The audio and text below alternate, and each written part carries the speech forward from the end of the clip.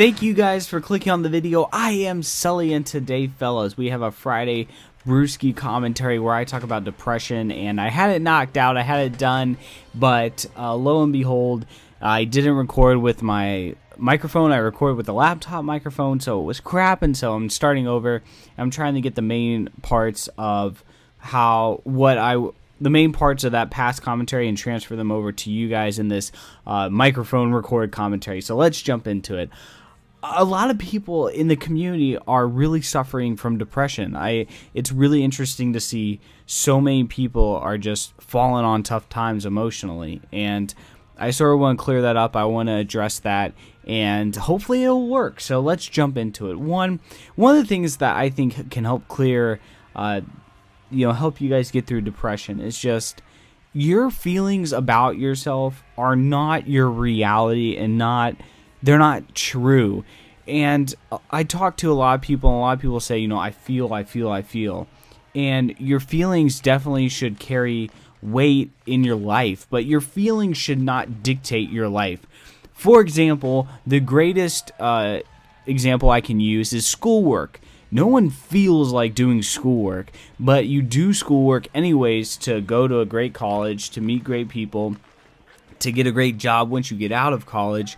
And just because you feel like it, you know that you should do your schoolwork anyways. And I think that same sort of scenario should apply to your feelings. A lot of people feel like they're worthless, that they can't do anything right. Well, that's simply not true. Your emotions change on not what you know about yourself, but your situations. And what should dictate your lives first? What you know about yourself, or what you feel about situations? And what you should know should take precedent over how you feel about past situations. And I truly do think that would help you guys a lot, because I think people feel that because they failed because someone broke up with them, they failed in that relationship. Therefore, they are a failure. Therefore, they can't do anything right, and that's simply not true. I mean, for relationships specifically, you can do all the right things, but that person just may not like you. I mean, and if that person just doesn't like you, that doesn't mean that you were a failure. That just means that the pieces didn't match, and that it's like a puzzle. Just because if you take a puzzle and a piece doesn't fit, that doesn't mean that piece is ugly or stupid or terrible. It just means that it didn't go with that puzzle, but that piece is still a great solution to another puzzle. And so don't feel that because the relationship ended, suddenly therefore your whole life is a failure. And I really wanted to touch on the analogy of what I think what a lot of young people and I deal with is that our what we make up of our world or our universe. And what I mean by that is some of us may have different worlds within our universe, and our universe is made up of our interest and where our time is put. For example, mine can be family, Christianity, gaming, YouTube, friends. Those make up my worlds.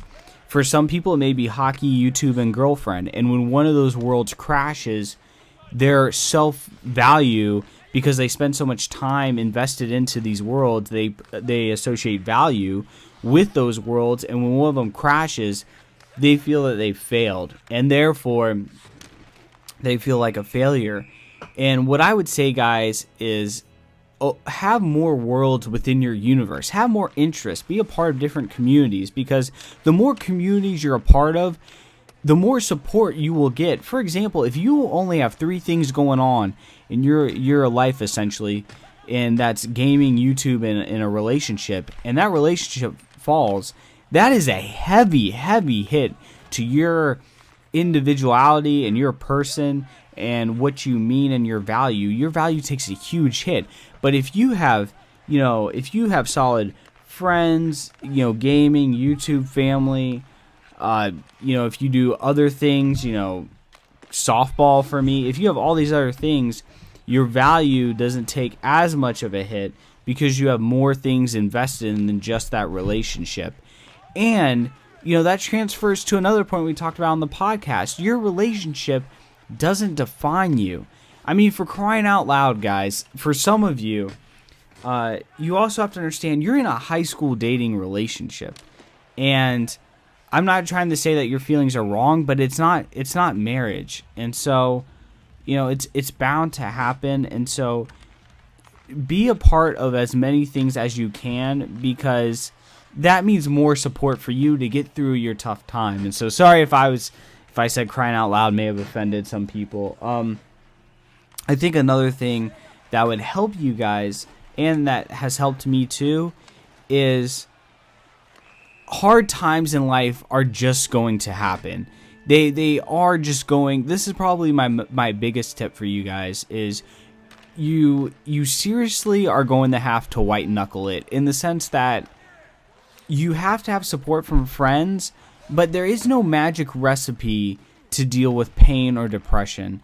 And you definitely want, I think what I've said is valid, that your feelings don't dictate your life, but my feelings carry a big part in my life. Like, I listen to my feelings. I'm not perfect, and especially when you go through depression, what you feel is real, and I don't want my comments to think that, what you're feeling is fake and you should just toss it to the side. No, when I go through hard times, or when I sometimes I may have anxiety attacks, those feelings are real and I'm stuck in that situation. And what I can tell you guys, the biggest, and this was the biggest thing from my commentary that I messed up on, there are times in life where and listen to this, if there's anything that you want to take away, listen to this.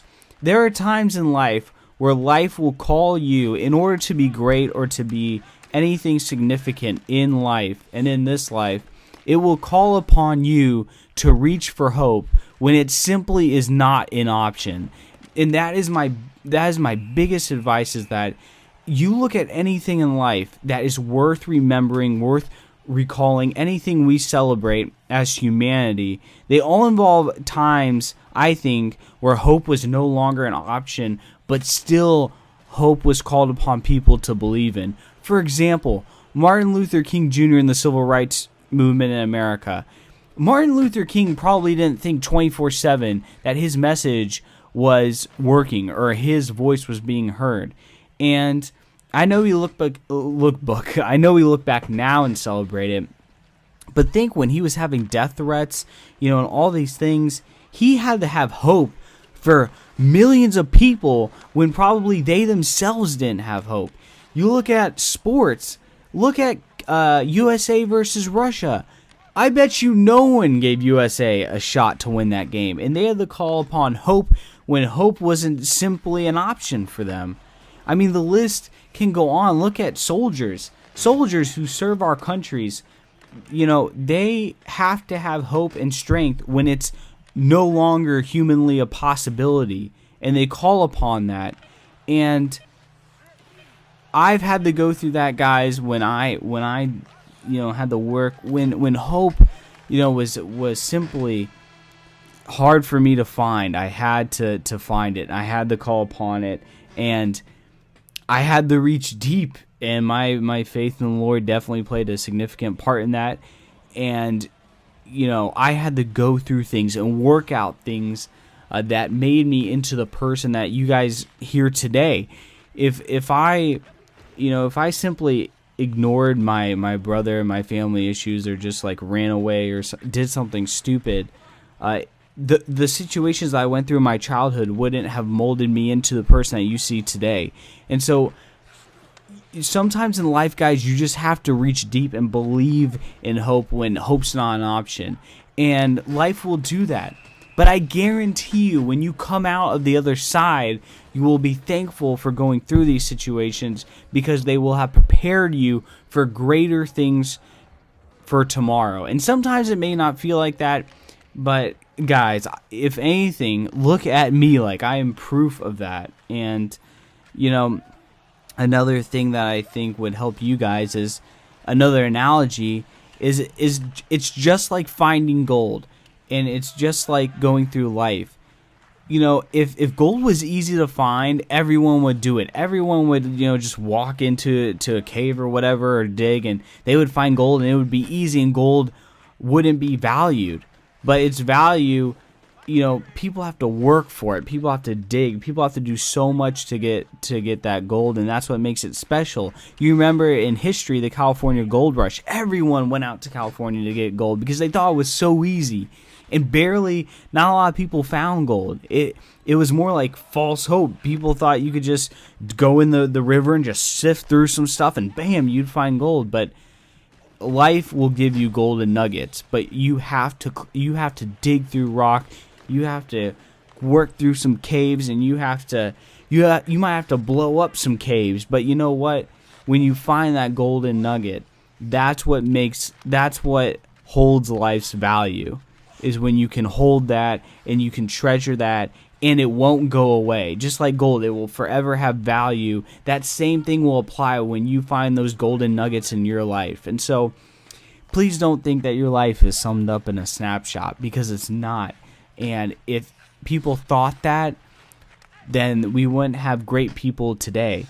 You know, and I think people get wrapped up in instant success with the internet. They think that, oh, you know, I'll post a video or I'll do something and success will be instant.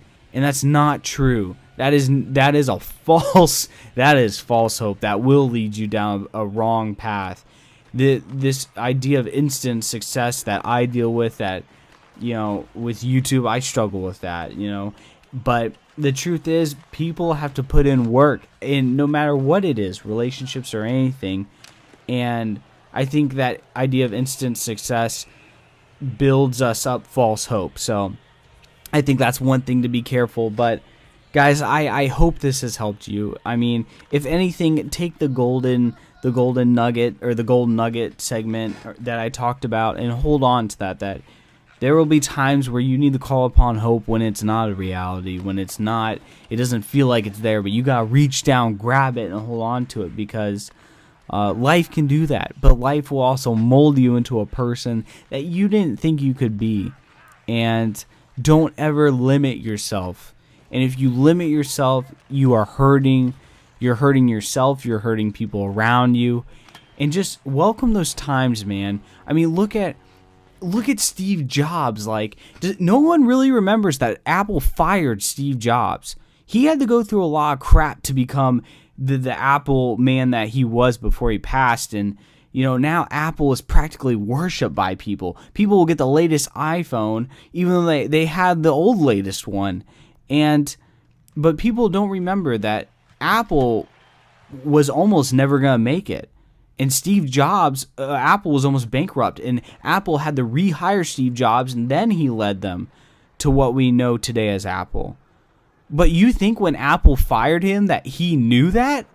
Of course not. And so, guys, don't be wrapped up in moments of your life as a snapshot and then think that's how your life is going to be for the rest of your time on Earth. So I hope you guys enjoyed the video. I hope it helped somewhat. And just remember, guys, keep hope when it's no longer an option. Take some of the stories that I've shared in this video and just recall upon them when you're going through a tough time. So I hope you enjoy the weekend. Hope you guys have a safe weekend. God bless, and I'll talk to you later.